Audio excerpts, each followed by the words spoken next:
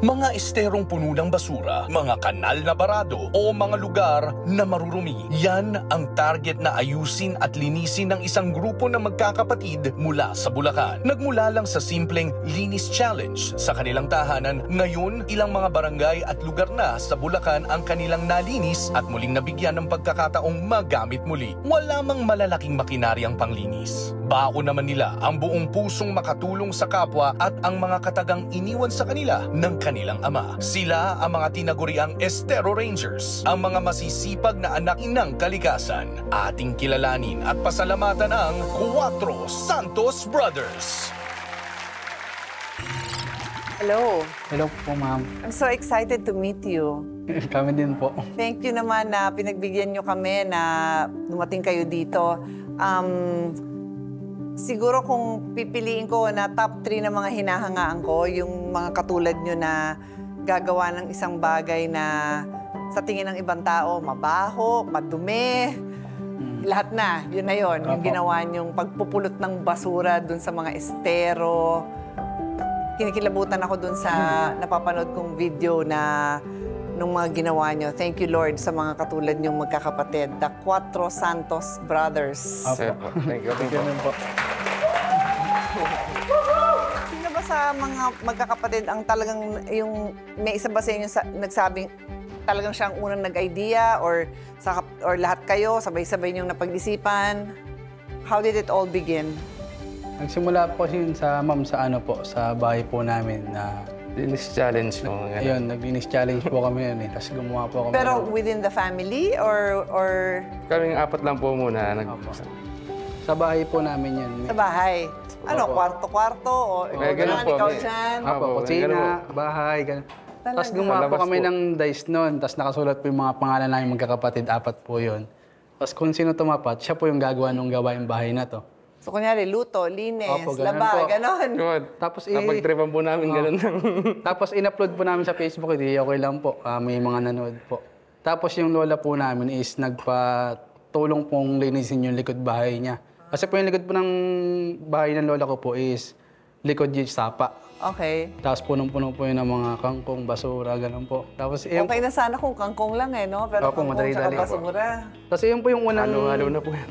unang video namin na nalinis, tapos in-upload po namin. Tapos nagulat na lang po Yung kami. before and after, yun. Opo. Ilang oras, araw kayo inabot ng maglinis? Iba-ibang depende po sa Kung dami kailan lang ng may time? Or Opo, isang... ganun. Pero yun ba na challenge? Like isa sa inyo? Hindi yun, lahat sama-sama kayong nun Sama-sama po kami nun. sa lola nyo. Opo. Alam mo, minsan pag may ginawa kang kayo-kayo lang, wala naman kayong intensyon na palakihin yun. When people appreciate what you do, nakakagana din, di ba? Opo. O, so yan So first takeaway ko yan Pag may gumawa ng magandang bagay sa kapaligiran natin, whether classmate nyo, kapatid nyo, normally nga, sa family, bihira pa tayo mag-compliment kapwa-kapamilya na natin. Let's compliment them. Kasi tingnan nyo, dahil lang sa views, dahil lang sa comments, ginanahan. O anong kasunod nun? Kasi yung po, nagtuloy-tuloy na po yung ginagawa namin na paglilinis po.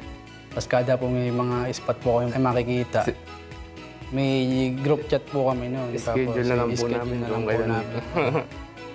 Ngayon po, may volunteer na sumasama. Meron na rin. Wow. Katutuwa po kasi sa amin. Kakatuwa talaga. It just goes to show, alam mo, isa sa idol ko at papalabasin, I wanna be sure na makita niyo to, si Attorney Tony Oposa, isang environmentalist, isang lawyer.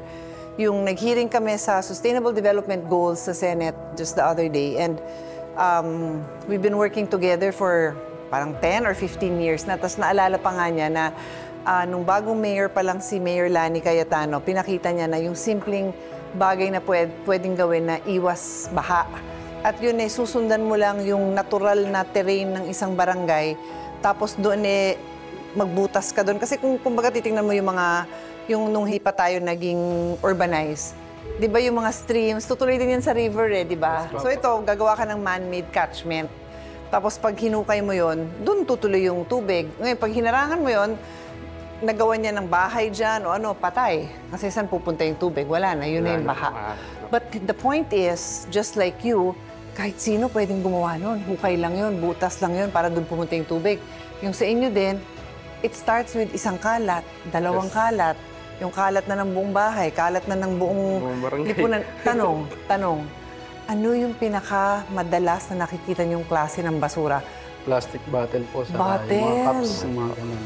Yung mga pang milk tea, yan po ang madalas talaga. Yung mga Mga cup din po, mga cup. Kita nyo? Kaya alam mo, ang gusto kong ma-promote, bring your own cup. Kaya kami sa Senate, yun ang inaano ko na bring your own tumbler, bring your own cup, di ba? Opo. Kasi kung ayan na ha, ito namang mismong Cuatro Santos na naglilinis ng mga estero, nagsasabing ang pinakamadalas na nakikita nila is mga plastic, mga cup. So bring your own cup. So anong message nyo? Message nyo sa mga nanonood? Ang masasabi lang po namin sa mga followers po namin, sa mga kababayan natin na kung hindi mo kayang maging parte ng solusyon, huwag ka naman sana maging parte ng polusyon. Ayun lang po. Ang ganda naman yun. I love it. Yung mga makeup dyan, tago nyo na yung cup na yan. Thank you so much. Please continue to be an inspiration. I will pray for your health, your well-being, your happiness dahil ang daming pinaligaya nyo, di lang lola nyo, dun sa naging bagong hobby nyo. God bless you. Thanks rin po. Thank you, ma'am. Ito ang aming munting tulong sa kung anumang maitutulong nito sa project nyo. Maraming Kahit salamat. pangkain, pang sa volunteers. Thank you so much, everybody. Please stay inspired. Thank you po.